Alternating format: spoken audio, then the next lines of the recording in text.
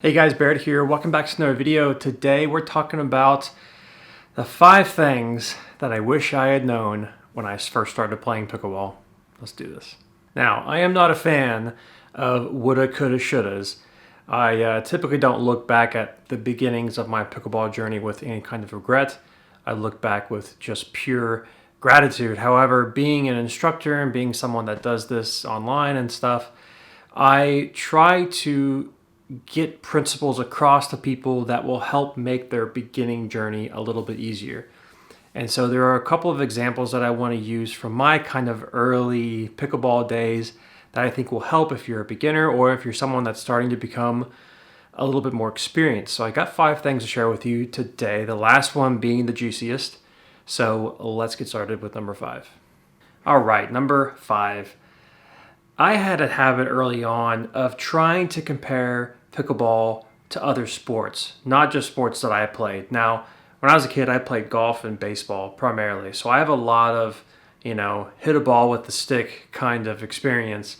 But one habit I had was I tried to keep comparing like technique and footwork and things of that nature to another sport instead of trying to specifically focus on the pickleball skill itself, right? So as an example, I would focus on like split stepping or like balance stepping or balancing your footwork during a match. So I watch tennis, but it's different in tennis because you have more time, and the split stepping stuff doesn't really work that way. I mean, there's similarities, but it's a little bit different. And so that was a habit I had early on. Was even with golf, I would try to do kind of a golf swing, and that would work for a little while, but not entirely. So when it comes to like really getting that technique and that strategy down, a lot of this stuff is pickleball specific. There's nothing wrong with taking your tennis stuff over to pickleball. Nothing wrong with that at all. But sometimes we have to realize that pickleball is its own unique sport, and there are specific things that will only work here.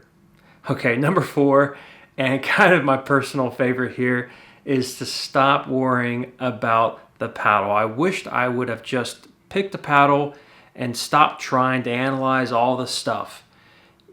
My co-host Jenna puts this eloquently, that 2018 was kind of like my paddle geek years. It's the year where I really focused on paddles and stuff, did a bunch of reviews, talked about them often on my podcast.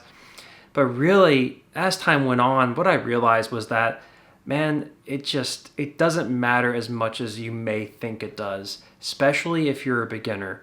Typically what people do with paddles is they kind of bounce back and forth between one or two. They have a friend that they'll borrow some paddles from.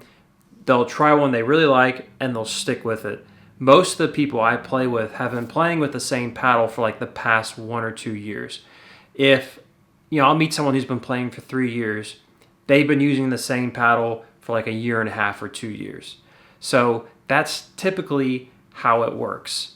Paddles, yeah, there's some big differences between the paddles out there. But, when it comes to like which one gives you the best power and the best spin, it's all up to you. It's up to your technique. It's up to the way you come through the ball, your weight distribution, your grip, all that sort of stuff. I wish I would have focused on the technique, the skill, rather than the instrument. Number 3 is spin. Spin is an interesting topic in the pickleball world. I wish I wouldn't have taken it so seriously, but at the same time, I wish I would have taken it seriously. And this is the trick. This is the tricky part.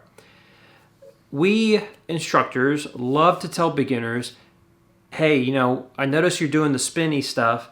That's really cool, but let's just work on getting the ball over the net first and foremost, right? A lot of people try to do fancy spin stuff. They'll cut it straight across like this, and they'll just kind of barely go up into the air and be this crazy spin. As a beginner, we typically tell people, don't worry about that stuff right now. However, the problem with that is that later on, it becomes very important. In 4-5, 5-0 play, there is topspin all over the place. That stuff is really important. So I wish I would have understood early on to, not worry about the spin, but pick it up later because it becomes very important. The other thing is also trying to understand how to fight against spin, because again, as you advance in the pickleball world, you're going to face a lot more spin.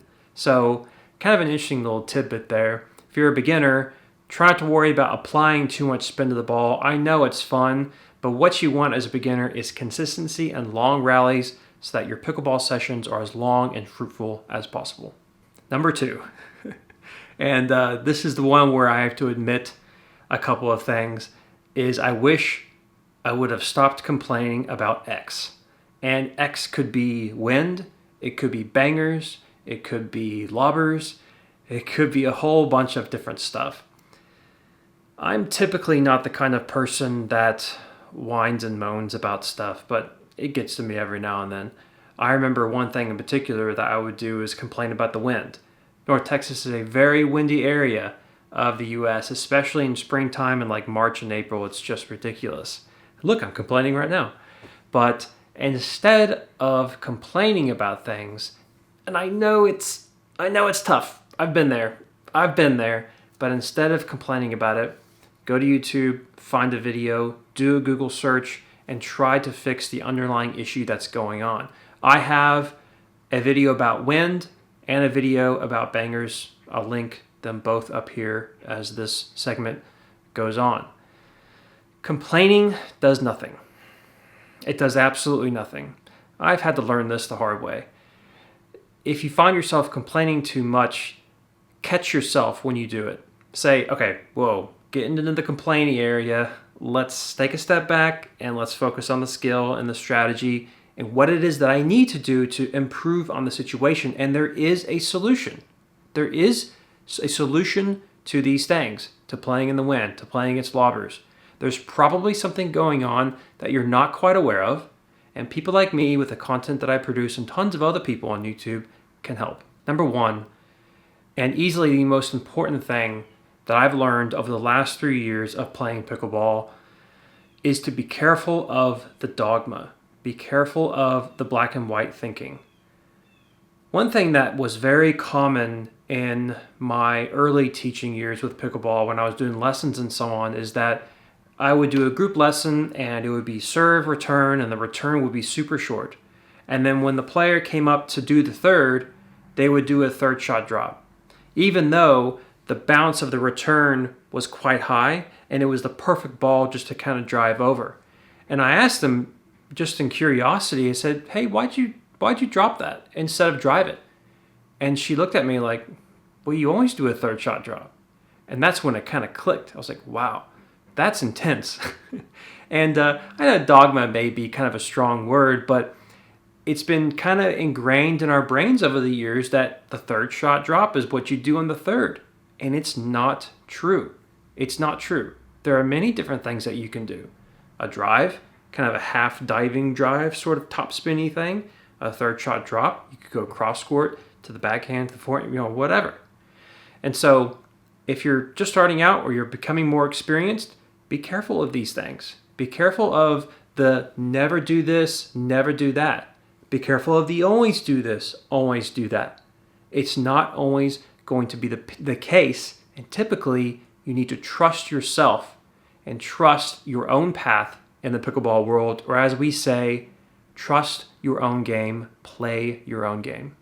Now, that doesn't mean that we're not going to make mistakes and that we're not, going to be perfect, obviously, but that's what this thing is for right here.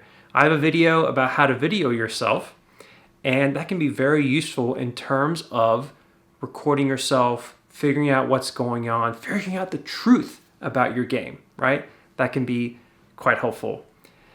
I do this sometimes with my videos. I catch myself, I'll be editing the video and I'll say, you never want to do this. And sometimes I put in a little disclaimer saying, apologies for saying never, I don't mean to say never. It's kind of like that old tricky saying, never say never, right? It kind of contradicts itself, but you know what I mean.